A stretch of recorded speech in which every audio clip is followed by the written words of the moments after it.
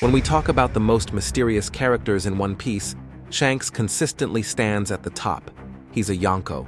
He's a former member of the legendary Roger Pirates. He's the man who inspired Luffy to become a pirate. And yet, we know shockingly little about what he truly wants. But with the reveal of the Holy Knights, an elite force directly tied to the Celestial Dragons and the mysterious 𝐬𝐽, a wild but increasingly logical theory has emerged. Shanks is the leader of the Holy Knights. And if that's true, it doesn't just change Shanks's character, it redefines the entire power structure of the world and makes sense of years of hidden narrative threads. Let's start with the facts. The Holy Knights were introduced with little detail, but their presence was enough to send a wave of fear through the Celestial Dragons. These aren't your average enforcers. They're top-tier warriors who represent justice, order, and absolute loyalty to the will of the world government. They are not Marines, not Cypher Paul, but something above even them, an inner circle operating on a level we've only just begun to understand. And as we dive deeper into the lore, we find out about the Figureland family, a noble bloodline among the Celestial Dragons. And guess who's heavily implied to be a member of that very family? Red-haired Shanks. In One Piece film, Red, a non-canon story that still received lore notes from Oda himself, Shanks is revealed to be from the Figureland bloodline. While the film itself isn't canon, the detail fits almost too perfectly into recent manga developments. If Shanks is indeed a celestial dragon by blood, a member of the ruling elite, then his entire life among pirates was a deception, or at the very least, a deliberate choice meant to serve a bigger goal. And the Gorosei scene only deepens the mystery. Shanks, a Yonko, walked directly into a meeting with the 5 elders at Mary Joy's, and they allowed it. They even listened to him. No Marine Admiral could do that. No pirate besides him would even be allowed to live. So why him? Because they're not looking at Shanks the Yonko. They're looking at Shanks the Holy Knight, a man who sits between two worlds, controlling the balance from both sides. This duality explains everything. Why Shanks never makes any direct moves, why he only intervenes when absolutely necessary, stopping Kaido from going to Marineford, arriving at the battlefield just in time to prevent further bloodshed, warning Whitebeard about Blackbeard, and even meeting with the elders to discuss a certain pirate. Shanks has always operated like a guardian, not of justice but of stability. And who else in the world benefits most from maintaining stability? The world government. Shanks isn't trying to overthrow the system. He's trying to preserve it, quietly removing threats that could cause chaos before they spiral out of control. That's not a pirate's role, that's a Holy Knight's duty. Think about it. While the other Yonko fight for dominance, territory, or chaos, Shanks holds back. He doesn't claim islands. He doesn't invade or conquer. He appears, vanishes, and only engages when the world's balance is threatened. That's not laziness or peacekeeping. It's calculated intervention. And the Holy Knights, introduced as shadowy protectors of the world government's order, fit this mold perfectly. If Shanks is their leader, then every move he's made, every passive decision, was actually part of a much larger strategy to control the balance between freedom and order. Even Luffy's journey may have been subtly influenced by Shanks. The man who gave him the straw hat, the man who believed in him from the beginning, was he grooming Luffy to fulfill a prophecy? Or was he manipulating events so that the most dangerous threat to the world's order, the rise of Joy Boy, would emerge in a controlled way? After all, who was entrusted with Roger's will? Who inherited the knowledge of Laugh Tale? If Shanks truly understands the Void Century and the will of D, then every action he's taken toward Luffy might not be just out of love or faith, but to shepherd destiny within controllable limits. That's not mentorship, that's orchestration. And let's not forget the God Valley incident. Shanks was found in a treasure chest after that battle, just a baby. But what if it wasn't coincidence? What if he was rescued or extracted by the Roger Pirates on purpose? What if, from the very beginning, Shanks was being positioned as the ultimate infiltrator? Raised among pirates, groomed with the ideals of freedom, and yet carrying the blood of the oppressors. What better agent could the world government ask for? A man who understands both sides, who can walk among the enemies of order, and yet still answer the call of the celestial throne. It also explains why Shanks is rarely seen clashing directly with the world government. Where Whitebeard attacked Marineford and Luffy declared war on the Celestial Dragons, Shanks remained silent. He even had the power to confront Blackbeard after Ace's death, but didn't. Why? Because Shanks doesn't act out of vengeance or pride. He acts when the balance of power is at stake, when Blackbeard becomes too dangerous, when Kaido threatens to collapse the entire war effort, when the Gorosei need a reminder of what's at risk. That's when he appears. That's when the Holy Knight reveals his true hand. And maybe, just maybe, that's the final twist Oda has been preparing all along. That Shanks, the symbol of Luffy's freedom, was never truly free himself.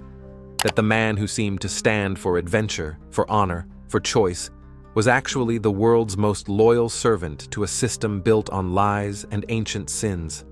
And if that's true, if Shanks really is the leader of the Holy Knights, then his final confrontation won't be with pirates or marines. It will be with Luffy himself. The boy who inherited Roger's dream, the boy who refuses to be controlled, and the boy who will, inevitably, bring the world crashing down. And in that moment, Shanks will have to choose. Will he remain the guardian of the old world, or will he finally stand beside the new dawn? There's also the strange aura of diplomatic immunity Shanks seems to carry. We've seen how violently the world government reacts to any threat, whether it's Nico Robin as a child, O'Hara's scholars, or even ancient texts. But when it comes to Shanks, there's an eerie silence. Not only does the Gorosei meet with him, but they also do so in secret. This wasn't a pirate barging into Mary Joyce. It was a planned, respected meeting. The five elders even grant him an audience without question. That's not something done for just any Yonko. That's something you do for a trusted insider. If Shanks were a holy knight, or worse, their commander, this scene suddenly becomes far less confusing and far more revealing. Another glaring clue is Shanks' lack of territorial ambition. Every other Yonko governs massive swaths of the New World.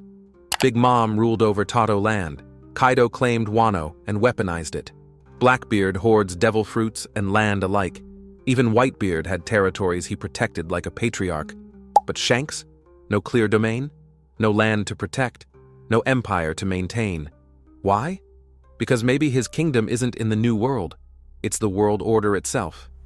His job isn't to conquer, but to monitor. To keep the others in check and ensure no single power upends the balance before the world government is ready to act. The connection between Shanks and God Valley also raises major questions. He was found as a baby after the God Valley incident, a massive battle that involved the Roger Pirates, Garp, the Rocks Pirates, and the Celestial Dragons. The fact that Shanks came from that battle, not just anywhere, but from the treasure chest of a Celestial Dragon, is not just strange, it's deliberate. What if Shanks wasn't just an innocent child caught in the crossfire, but a planted survivor saved to fulfill a purpose? Someone with noble blood, raised by pirates, meant to be a walking paradox that bridges both sides of the war? It's the perfect origin story for a double agent destined to lead the Holy Knights. Even the name Figureland carries implications. If Shanks is truly from the Figureland family, a name Oda chose to reveal for a reason, then he is noble by blood. And not just any noble, a celestial dragon. That would explain his access to sacred areas, his diplomatic reach, and the weight his words carry. But instead of living in the luxury of Mary Joyce, Shanks chose the path of the sword. Why? Because it was never about freedom. It was about positioning. Becoming a pirate was the perfect cover to embed himself into the most dangerous group threatening world stability. He got close to Whitebeard, knew Ace, kept an eye on Blackbeard, and groomed Luffy. Every major pirate-era figure has crossed paths with Shanks. That's no accident. That's surveillance. His power level is also suspect. Shanks hasn't shown us much. He doesn't have a devil fruit, yet commands the same fear as Kaido or Blackbeard. In fact, Green Bull literally backed down at the mere presence of Shanks' haki, miles away. Why is he so feared? Could it be that his power is not just personal, but institutional? That behind Shanks stands not just the red hair pirates, but the world government's secret weapon? That his presence means Holy Knights are watching? And maybe the biggest tell of all is Oda's writing style. Oda is famous for long-term narrative setups. The Baroque work saga secretly introducing Crocodile's true goal, the CP9 twist in Enies Lobby, the world nobles in Sabaody. Everything in One Piece is carefully planned. Shanks, being introduced in Chapter 1 and still shrouded in mystery after 1,000 chapters, isn't just a plot hole, it's a time bomb. The mystery surrounding him is so deliberate, so carefully preserved, that it screams final arc revelation. And what better twist than this? The man Luffy admired, the man who gave him the hat, the man who seemed like the purest soul in a sea of chaos, was the sword of the very system Luffy vows to destroy. And that's why Shanks has some serious explaining to do. If he truly is the leader of the Holy Knights, then the moment the truth is revealed will reshape the moral fabric of One Piece. It will force Luffy, and all of us, to reckon with the idea that not all enemies wear uniforms, and not all heroes are what they seem. And perhaps, in the final war, the red-haired guardian will be forced to draw his blade, not to protect the world, but to stop the boy he once believed in. Because in the world of One Piece, the true battle isn't just pirates versus marines, it's freedom versus control. And Shanks? He might just be the final line of defense for the old world. As we have come to the end of this one. See you at the next one. Let me know if you would like us to cover something for a while now. Do not forget to like the videos and subscribe to the channel.